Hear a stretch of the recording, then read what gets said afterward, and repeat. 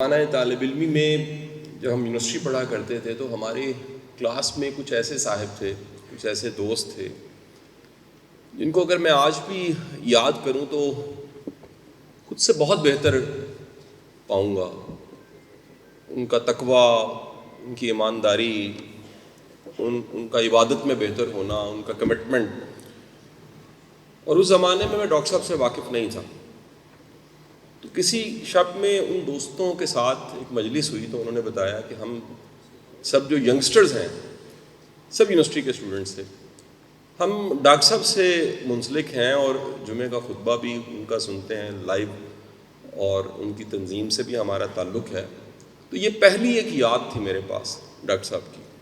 میں اس وقت سے اگر آج کے ایک دم وقت میں آؤں تو یہ جملہ مجھے کہنے دیجئے گا کہ بڑا درخت اور بڑا پہاڑ، اس کو کبھی بھی دامن اس کے بالکل پاس کھڑے ہو کے اس کی بلندی کو نہیں دیکھا جا سکتا۔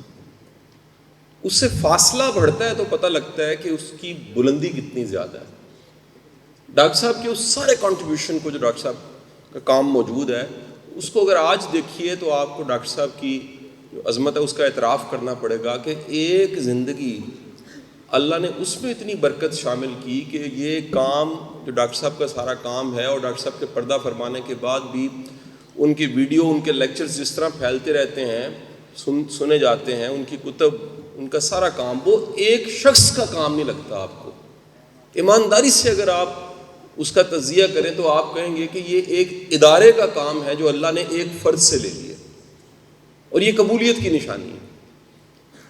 یہ ڈاکٹر صاحب کے حوالے سے بات کر کے ایک جزوی بات میں ضرور کرنا چاہوں گا۔ آج کے زمانے کا سب سے بڑا چیلنج آپ کی اگلی نسلوں کا، ینگسٹرز کا، ان کا بچنا ہے۔